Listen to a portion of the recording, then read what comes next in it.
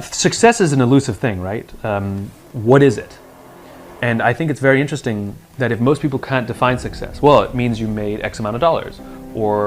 But if you make X amount of dollars but you spend more, are you successful?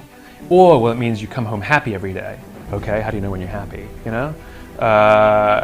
So I think success is a funny thing, which is we all seem to pursue it, but we don't know how to measure it or actually how to define it. So how do you pursue something that you can't measure? Fascinating. So when people say to me, how do you measure success? It's a question we all have to ask ourselves. Am I successful? I don't know. I mean, I had a good year last year. And what does that mean? Does that mean I made a lot of money? Does that mean I was really happy? Oh, I'll let you decide, right? Maybe neither, maybe both. I had a good year last year, but am I successful? And the answer is no. I don't feel I am, because I'm trying to build a world that doesn't exist yet. I'm trying to build a world in which 90% of people go home at the end of the day feeling fulfilled by the work that they do. So I definitely took a big step forward towards that goal, but I'm still so far away. So somebody said to me, then how do you know if you're successful? And the answer is, if it can go by itself. And so what is more interesting to me as a measurement of success is not the markers per se. It's not the financial goal or the size of the house that you want to buy. Those are nice things, go for it. But those are not measurements of success. Those are just nice things to collect along the way. Right. For me, it's momentum. I want to measure momentum, which is, you know, when something is moving and you start to see it lose momentum, you're like, uh-oh, give it a push, because if you don't give it a push, it's going to stop. And an object in stasis is much harder to get going. It requires a lot more energy to get something started than it does to keep it going, right? And so if you don't let it stop and you can keep it going, it's this, you know, it still might slow down there, but you can get it going again much easier. And for me, the opportunity is to get the ball rolling faster and faster and faster and faster and faster and bigger and bigger and bigger. It's like a snowball. And my responsibility is, because it's not rolling downhill yet, it's not on automatic yet, I need to still keep it going to find that critical mass where it can go, and at the point it can go by itself without me, then I will find something else to do. And that may not happen in my lifetime. I think we must all stop measuring promotions, salaries, and these things, but rather measure the momentum of your career. Does my career have momentum? Can I see it moving in the right direction? Can I see it gathering moss? You know, can I see that it's becoming easier for me to keep the momentum? It's becoming easier for me to grow the size of this thing. It's requiring less effort. That's the thing we need to measure. Yeah. That's the thing that we need to be cognizant of, which is the momentum of our careers, not just the markers that we think define our success. You speak to businesses and companies and leadership teams and employees and stuff. Without mentioning names, I don't want to put you on the spot, but have you gone and talked to a company that's been in trouble and then spoken to their team and then checked in on them after you've spoken to their leadership team? And what did that look like? Did you notice a noticeable change? Did they come to you and tell you that this has helped our organization out and our culture is much improved because of it? I'm not anybody's, like, you know, mom or dad. I'm not going to do it for you. And I have a very laissez-faire approach of it. I once had a client, this is a bunch of years ago, that said, what guarantee do I have that your stuff will work? To which my answer was, none. Like, I'm giving you a tool. It's like a hammer. You can use it broadly or narrowly. You can build a table, you can build a house. It's the same tool. You can use it for marketing, you can use it to completely revitalize your entire culture. And even though I'm going to sell you the most beautiful hammer, I'm not going to guarantee the structural integrity of the house, right? It's your business. You want to ignore all my stuff? Ignore it. I don't care. And if your business collapses, you know what happens to me? Nothing. Like, I don't mean to be cold about it. Like, of course I want the people I work with to do well, but it's not mine. It's theirs. And I take no emotional responsibility for the decisions they make. So yes, there are many people that I've had the pleasure of working with, some who work with dysfunctional organizations, that went on the hard journey of completely changing the way they lead and completely revitalizing their culture, and it has great success. It's not because of me, it's because of them, right? At the same time, there are many people who came in like, what an amazing speech, and did nothing. You know, thanks, that was great, you know? And of course it's gonna fail, you know? So I think that we have too much, especially in the consulting world or the design world, everybody's so paternalistic about it. And designers are famous for this, right? They get so personally offended when the client chooses the wrong thing. oh, they're such idiots. Don't they know we're trying to help them? Or who cares?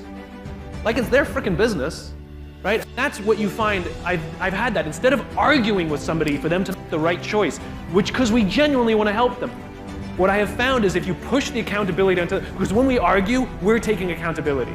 This is better. This will help you. We're taking responsibility, accountability. But if we say, look, we've been doing this a bunch of years, we know more about design than you do, I'm telling you, for every reason that I can outline for you, why this will help you more. But if you don't want to do it, that's fine. It's your business. Do what you want. The minute you switch the accountability and put it all on them, amazingly, they're much more open to your opinion. So people are always talking about visions and missions and all of this stuff.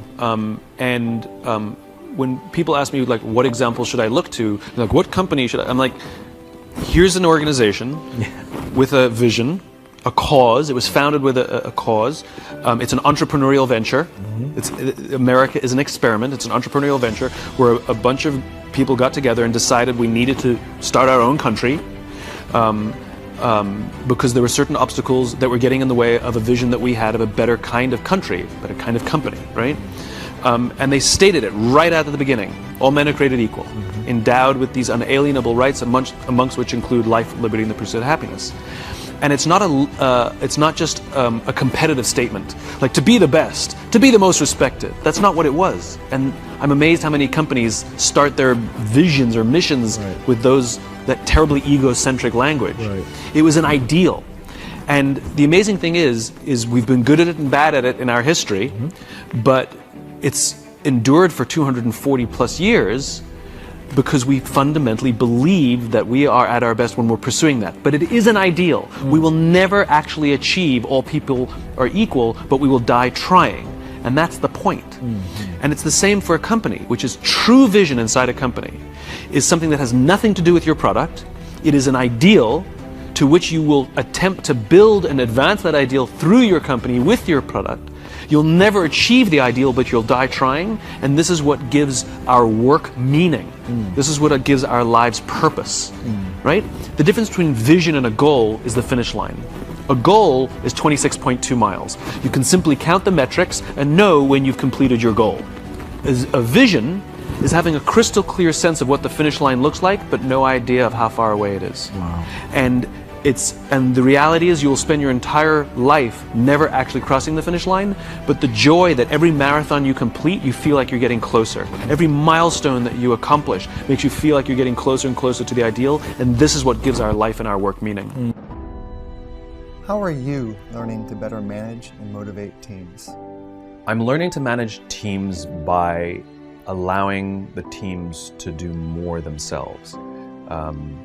There's a brilliant leader by the name of David Marquet who wrote a book called Turn the Ship Around. And he had an experience as a submarine captain on the U.S.S. Santa Fe where he realized that as much as he knew about submarining, he'd been a submariner his whole career, that put on this new submarine, he learned the hard way that he actually didn't know how the submarine worked. He made an order that nobody knew how to do it because that didn't exist on that side. And so he realized he had no choice but to trust his people. And he went through this transformation as a leader of telling everybody what to do to allowing people to tell him what should be done. And I've learned a lot from him. I highly recommend his book. And I've really learned that, which is, at the top of the organization, as David says, the people have all the authority. The leaders have all the authority, but at the bottom they have all the context, right? And so you can't just push all the context up, you have to push the authority down. And so the responsibility of leadership is to train people, make sure that they have the skill set, help build their confidence that they have the confidence to do what needs to be done. Yeah. They have to have competence and confidence. Right. And that's your job. That's the only job of the leader. It's like a parent. Make sure they have competence and confidence. Make sure your kids get schooling and make sure that they believe in themselves.